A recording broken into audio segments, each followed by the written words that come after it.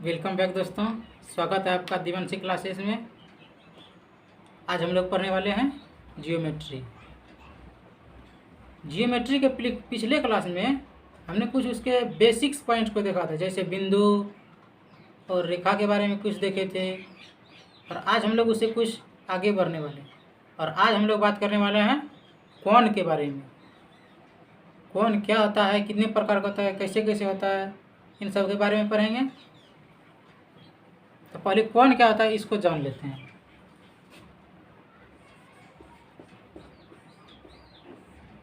कोण कोण क्या होता है?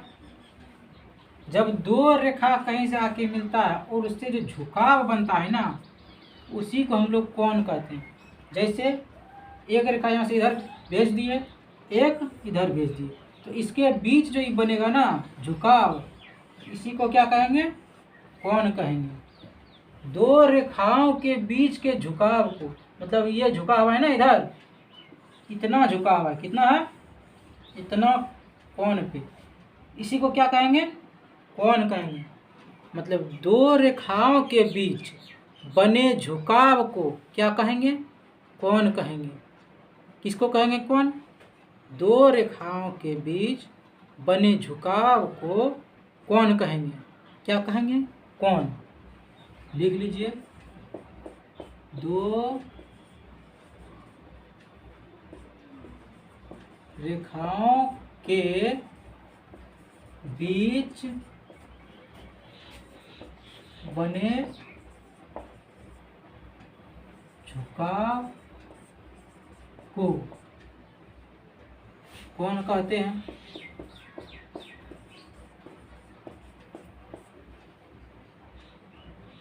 हो गया। मान लीजिए यहाँ ए, यहाँ है ओ, यहाँ है बी। तो अगर इस कोण का नाम दें तो क्या नाम देंगे? तो इस कोण का नाम देंगे, यहाँ से शुरू करेंगे या फिर यहाँ से शुरू कर सकते हैं। यहाँ से आएंगे यहाँ, यहाँ से फिर यहाँ। तो पहले कोण का चिन्ह दे दीजिए इसे। यहाँ से शुरू करेंगे ना, तो पहले बी, इधर गए ओ तक, ओ, फिर यहाँ से गए इधर कहाँ तक? ए तक। तो इस कोण का नाम क्या हुआ? बी ओ ए। नहीं तो इसको ऐसे भी लिख सकते थे, यहाँ से शुरू करेंगे ए, यहाँ से चल के आएंगे ओ तक, ओ, यहाँ से फिर ऐसे चलेंगे बी, इसका नाम ये भी देंगे। अगर ये नहीं देना है, ये भी नहीं देना है, तब क्या देंगे? तब इसको सिर्फ ऐसे लिख सकते हैं कोण ओ, ये भी ठीक है। तो कोण समझ में आ गया, कोण क्या होता है। अब एक तो जान लेते हैं लंब किरण। लंब किरण क्या होता है? लंब किरण नाम से पता चल रहा है लंब किरण कैसा होता है।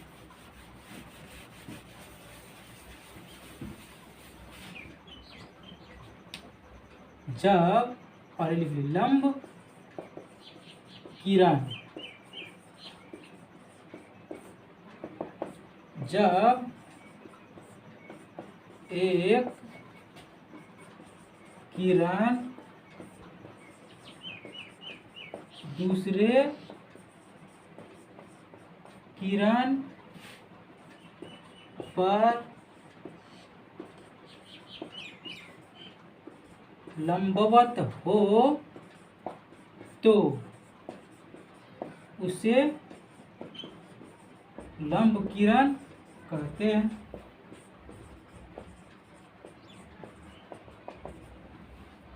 जब एक किरण दूसरे किरण पर लंबवत हो, लंबवत मतलब पूरा खड़ा ऐसे, एक किरण ऐसे है यहाँ, एक किरण इस पे पूरा खड़ा है ऐसे, तो ये जो कोण बनेगा कितना बनेगा? 90 डिग्री। इस सीधा अगर दिख रहा है तो ये कोण बनेगा 90 डिग्री। तो हम क्या कहेंगे? ये किरण इस किरण पे लंबवत है, या फिर इसको ऐसे बोल सकते हैं, ये किरण इस पे लंबवत है। दोनों बोल सकते हैं। इसका नाम दे देते हैं ए, इसका ओ, इसका बी। तो जब एक किरण दूसरे किरण पर लंबवत हो या 90 डिग्री के कोण पर खड़ी हो तो उसे क्या कहेंगे? लंब किरण कहेंगे। क्या कहेंगे उसको? लंब किरण। अब है कोणों का वर्गीकरण। अब है कोणों का वर्गीकरण। कोण का ढेर प्रकार होता है, इसमें से कुछ को ही जानना है। मुख्य रूप से जो है ना, बचपन से ही पढ़ते आ रहे हैं, कोण 3 प्रकार का होता है। कोण 3 प्रकार का होता है। कौन सा होता है? तो सबसे पहले आप कहेंगे 1 नंबर में आके समकोण और कोणों का वर्गीकरण। कोणों का वर्गीकरण है। तो 1 नंबर में आप बोलेंगे समकोण।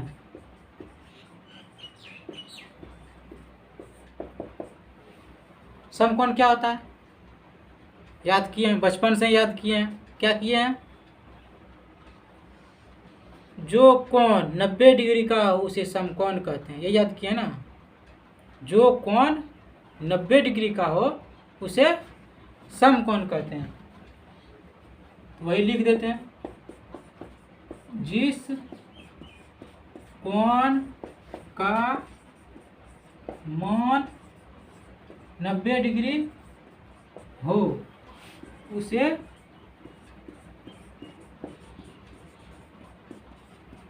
समकोण कहते हैं। जिस कोण का मान 90 डिग्री हो उसे क्या कहते हैं? समकोण कहते हैं। अब समकोण होता कैसे है? तो ये देखिए, अभी तुरंत बनाए भी थे, पूरा खड़ा, इधर भी पूरा।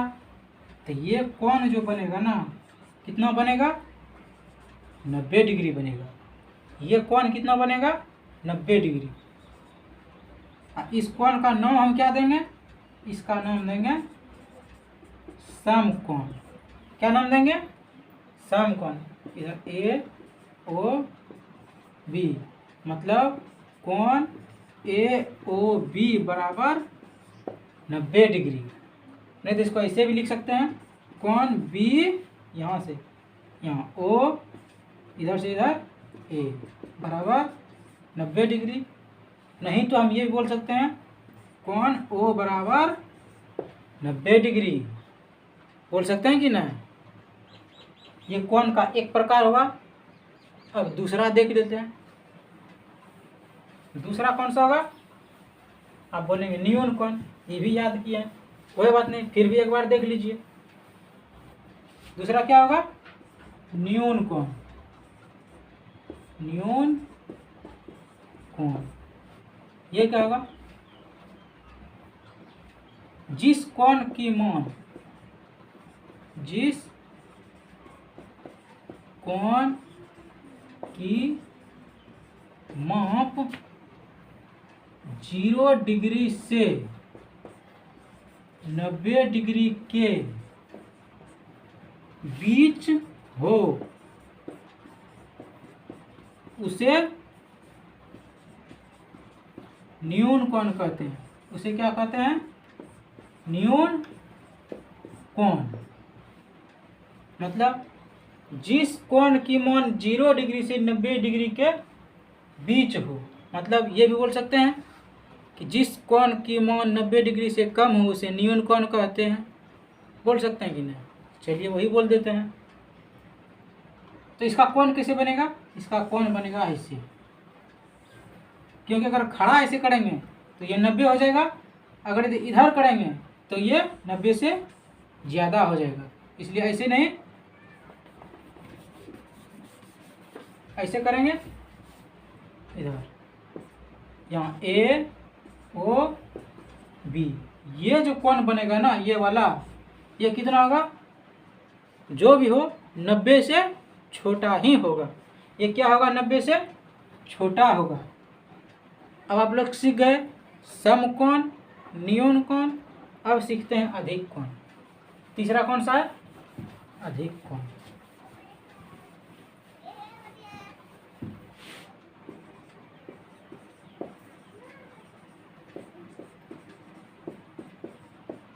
अधिक कोण। ये क्या होता है? ये होता है जो कोण क्या हो 90 डिग्री से बड़ा हो तथा 90 डिग्री से बड़ा हो तथा 180 डिग्री से छोटा हो उसे अधिक कोण कहते हैं। कहते हैं कि नहीं? बिल्कुल कहते हैं। क्या होगा? 90 डिग्री से बड़ा होगा और 180 डिग्री से छोटा होगा। तो कैसे होगा?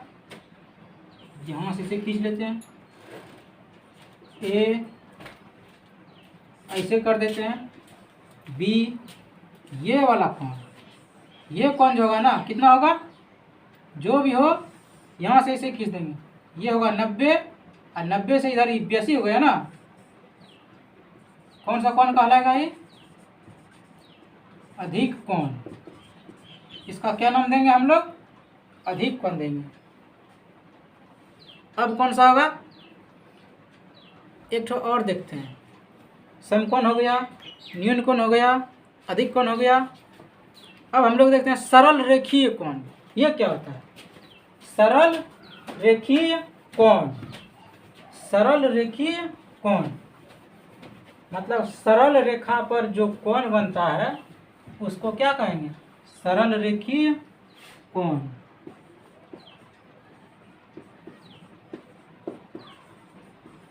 सरल रेखीय कोण किसको कहेंगे? इसी का दूसरा नाम है ऋजु कोण। क्या नाम है इसका? ऋजु कोण। लिख दीजिए इधर, ऋजु कोण। सरल रेखा पर, सरल रेखा पर बने कोण को क्या कहेंगे? सरल रेखीय कोण। सरल रेखा पर बने कोण को सरल रेखीय कोण कहेंगे, या नहीं तो जिस कोण की माप 180 डिग्री के बराबर हो उसे क्या कहेंगे? सरल रेखीय कोण। सरल रेखा पर बने संपूर्ण कोण को, संपूर्ण लगा दीजिए, संपूर्ण कोण को सरल रेखीय कोण कहते हैं ना। तो यहाँ से एक सरल रेखा खींच लीजिए, नाम दे दीजिए ए, यहाँ दे दीजिए बी, एक बिंदु यहाँ से कोण बना रहे हैं। यहाँ से यहाँ तक में जो कोण बनेगा उसको क्या कहेंगे? सरल रेखीय कोण या ऋजु कोण, या क्या कहेंगे इसको? ऋजु कोण। ये होगा कितना? ये होगा 180 डिग्री। ये कितना होगा? 180 डिग्री ना। तो सर ये समझ में आ गया सरल रेखीय कोण। अब देखते हैं पूरक कोण। पूरक कोण क्या होता है? सब नोट करते चलिएगा, आगे कम आएगा।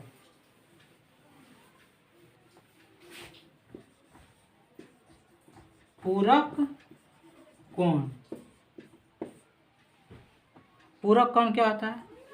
जब दो कोण को जोड़ के 90 हो जाए, दो कोण को जोड़ के 90 हो जाए, या दो कोणों का योग 90 डिग्री हो जाए, तो उसको हम लोग क्या कहेंगे? पूरक कोण कहेंगे। जब दो कोणों का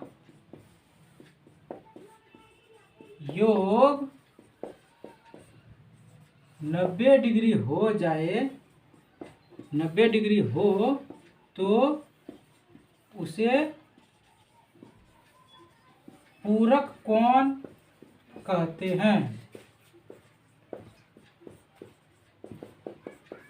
पूरक कोण कहते हैं। देख लीजिए ऐसे, यहाँ ऐसे दे दीजिए। इस कोण को और इस कोण को जोड़ेंगे तो क्या होगा? 90 डिग्री होगा। यहाँ से यहाँ तक कितना है? 90 है।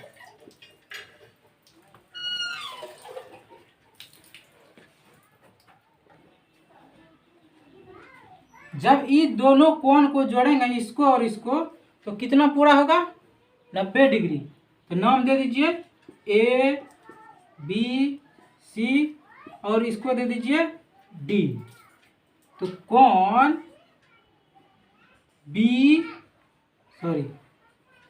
सी बी और डी, सी बी डी, ये वाला सी बी डी जोड़ कोण A B D, A B और डी, यहाँ से यहाँ और यहाँ से यहाँ, दोनों को जोड़ेंगे कितना पूरा होगा?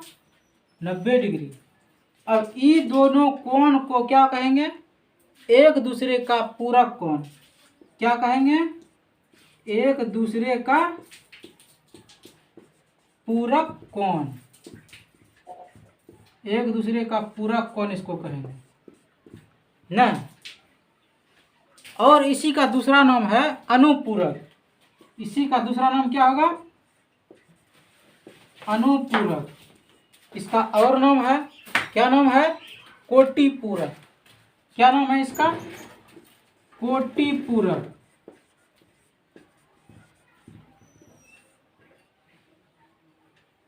ये समझ में आ गया पूरक कोण। अब देखते हैं समपूरक कोण। अगला कौन सा होगा हम लोग का? समपूरक कोण।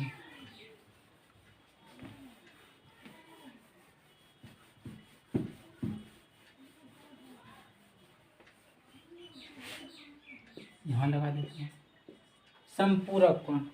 समपूरक कोण किसको कहेंगे? जब दो कोणों का योग 180 हो जाए। पूरक में क्या था? जब दो कोणों का योग 90 हो, लेकिन इसमें क्या होगा? दोनों को जोड़ेंगे तो कितना होगा?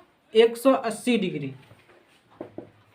दो कोणों का योग यदि 180 डिग्री हो तो वे दोनों एक दूसरे के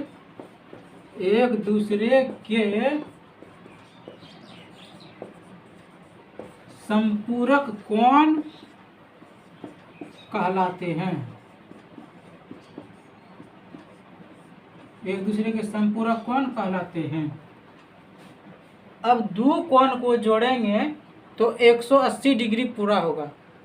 दो कोण को जोड़ेंगे तो कितना होगा? 180 डिग्री पूरा होगा। कैसे होगा? एक रेखा यहाँ से यहाँ लेंगे, इसे ले लीजिए, इसको नाम दीजिए ए बी। यहाँ से इसको खींच दीजिए, इसे यहाँ लिख दीजिए सी। अब ये कोण और ये कोण दोनों को जोड़ेंगे तो कितना होगा? 180 डिग्री। कितना होगा? 180 डिग्री। तो जोड़ दीजिए कोण बी, यहाँ लिख दीजिए A B C D, B D और सी जोड़ कोण इधर से A D C, A D C बराबर कितना होगा? 180 डिग्री होगा। ये बात ही समझ में आ गया। अब है पुनर्युक्त कोण। अब कौन सा कोण है? पुनर्युक्त कोण। पुनर्युक्त कोण क्या होता है? पुनर्युक्त कोण वो होता है जो 180 डिग्री से भी बड़ा हो। पुनर्युक्त कोण लिखेंगे जिस कोण की माप 180 डिग्री से बड़ा हो, 180 डिग्री से बड़ा हो तथा 360 डिग्री से छोटा हो, 360 डिग्री से छोटा हो, उसे पुनर्युक्त कोण कहेंगे। उसे क्या नाम देंगे? पुनर्युक्त कोण। उसे पुनर्युक्त कोण कहते हैं।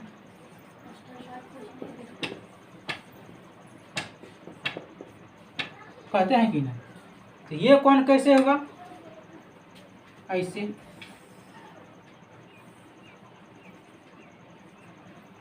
ए, यहाँ बी, यहाँ ओ।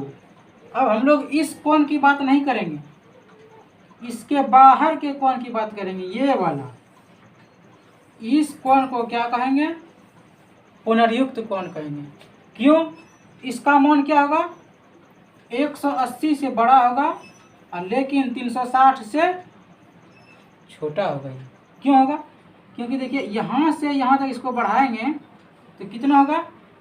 ये पूरा होगा 180 और इधर भी होगा 180, लेकिन ये इतना सा कम पड़ गया तो ये क्या हो जाएगा? 360 से कम होगा। तो कोण AOC कौन सा? बाह्य कोण, बाहर वाला क्या कहलाएगा? पुनर्युक्त कोण कहलाएगा। क्या कहलाएगा? पुनर्युक्त कोण कहलाएगा।